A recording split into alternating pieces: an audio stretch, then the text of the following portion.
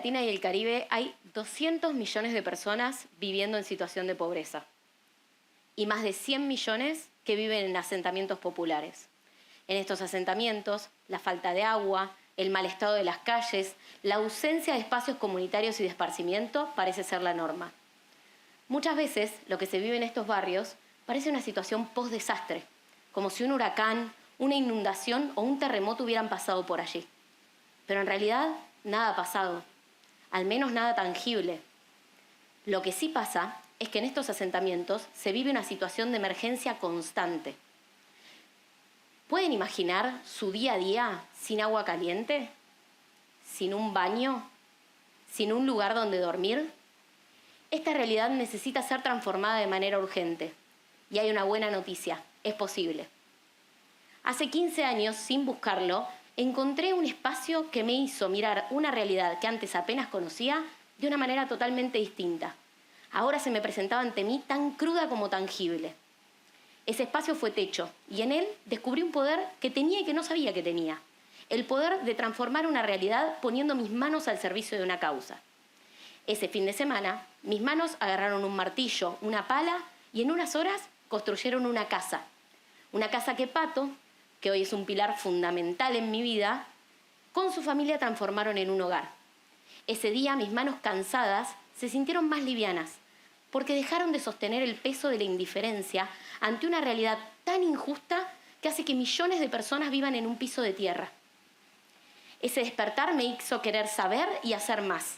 De a poco fui tomando distintos roles, otras responsabilidades y generé un compromiso enorme con Techo. En el camino fui conociendo más gente, vecinos, vecinas, voluntarios y voluntarias. Todos aportaban su tiempo con un objetivo en común: construir una sociedad más justa. Uno de los recuerdos que tengo de esos inicios en Techo, uno de los más importantes, fue un encuentro que hicimos en Argentina en el 2008, un encuentro latinoamericano. Para ese evento, voluntarios y voluntarias de muchísimos países vinieron a Buenos Aires con dos objetivos muy concretos: construir viviendas y compartir experiencias de lo que sucedía en los países. Me llamó la atención muchísimo lo que estaba viviendo.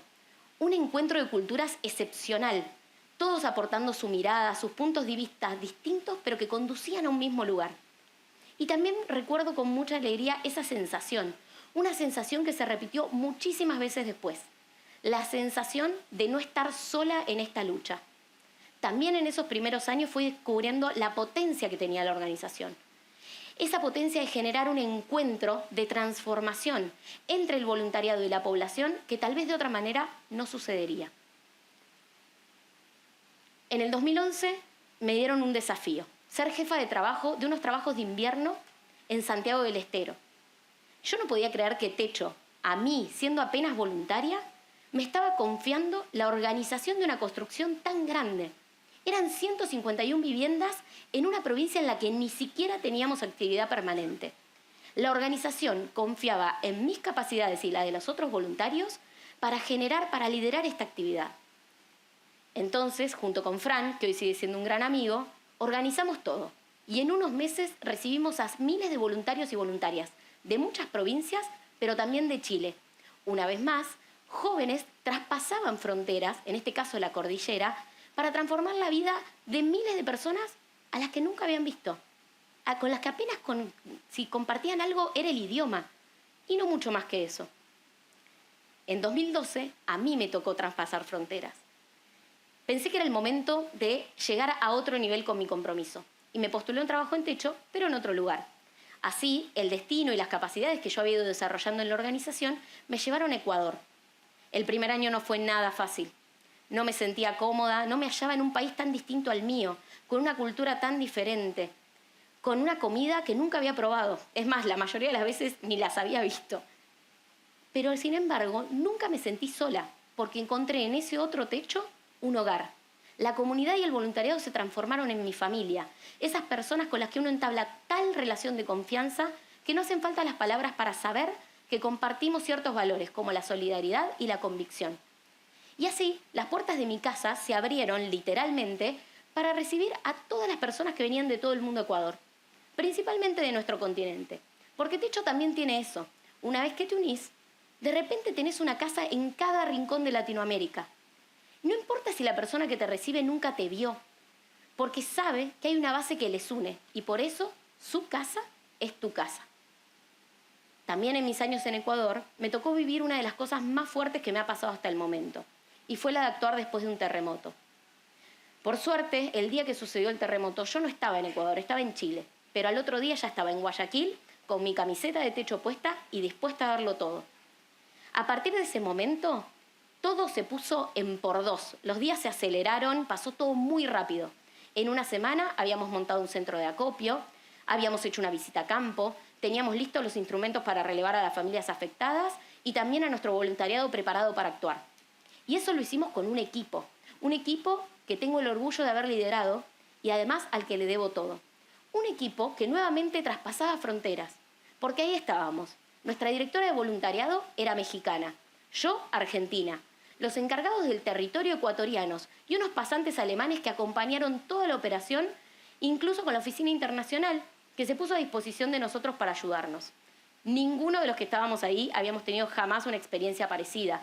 Entonces nos valimos de la experiencia y la sabiduría de otros techeros y techeras de otros países que ya les había tocado pasar por una situación así. En este momento tomamos una decisión también que nos marcó. Antes de iniciar el trabajo en las comunidades afectadas, dijimos que solo lo íbamos a hacer si mientras tanto podíamos seguir trabajando en las comunidades con las que ya veníamos trabajando hace tiempo.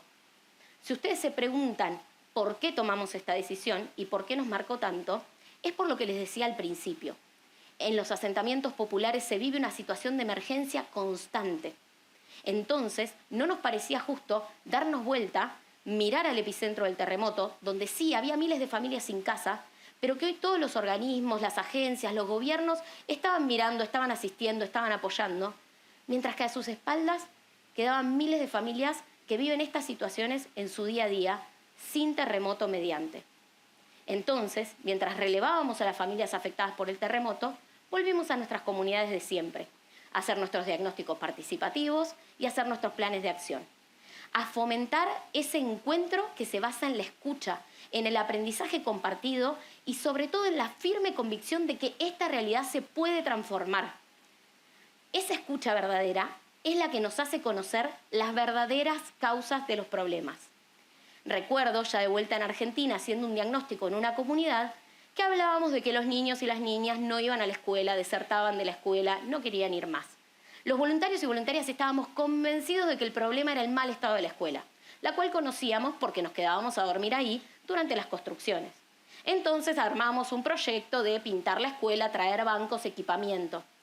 Sin embargo, la comunidad no quería este proyecto, no le importaba, no le interesaba. Querían hacer veredas. Las veredas era todo lo que importaba. Era lo único que querían hacer. En vez de enojarnos y decir cómo no pueden ver algo tan evidente, preguntamos. Y en vez de hablar, escuchamos. Y de a poco nos fuimos dando cuenta de que las veredas eran lo que de verdad importaba. ¿Por qué? Porque la deserción escolar no tenía nada que ver con la escuela. El problema era que los días de lluvia, que eran muy frecuentes en esa zona, las calles se embarraban a tal punto que los chicos no podían salir y llegar a la escuela. Entonces, en Techo, nosotros creemos que el trabajo guiado por las prioridades de la comunidad es el que de verdad tiene la clave para la superación de la pobreza. Por eso, Techo no trabaja solo en las comunidades, no trabajamos en las comunidades solos yendo a imponer soluciones. No trabajamos tampoco para las comunidades, trabajamos con las comunidades. Y el llamado es a toda la sociedad, al voluntariado, a las empresas, al Estado, todos con la comunidad trabajando en el territorio. Además, en Techo creemos que la transformación no es solo tangible como las casas, las calles, las canchas que construimos, sino que también es interna, invisible. Es esa transformación que hace que una familia que hoy se sintió escuchada, mañana proyecte, piense en grande. Es esa transformación que hace que una voluntaria que hoy fue al barrio, mañana cambie de carrera para estudiar algo que le apasiona. Mañana tome decisiones de impacto positivo desde el lugar que le toca ocupar. Personas que han pasado por Techo hoy son CEOs, dueños de empresas, profesores, profesionales de todo tipo. Y siempre van a llevar en sus acciones y sus palabras la marca que la organización dejó en ellos. Hay una cosa más que aprendí en Techo y que se las quiero mostrar. Esto me lo enseñó, este ejercicio, un voluntario de México. A ver. ¿Ahí me escuchan? ¿Ahí? Creo que voy a necesitar ayuda. Les voy a pedir que hagan todos esto conmigo. ¿Ven 2 dedos? ¿Vamos a chocarlos? Así. ¿Se escucha? Me parece que no, ¿no? Ahora con 2. Ahora con 3. Y con 4. Y con toda la mano. Esto es lo que se necesita para transformar esta realidad. Todas las manos al mismo tiempo con un solo objetivo. Mi historia puede ser su historia. Les invito a poner sus manos al servicio de construir una sociedad más justa y sin pobreza, a unirse a este gran movimiento latinoamericano que siempre avanza con el sol en la frente, la fuerza en el corazón y los pies en el barrio. Muchas gracias.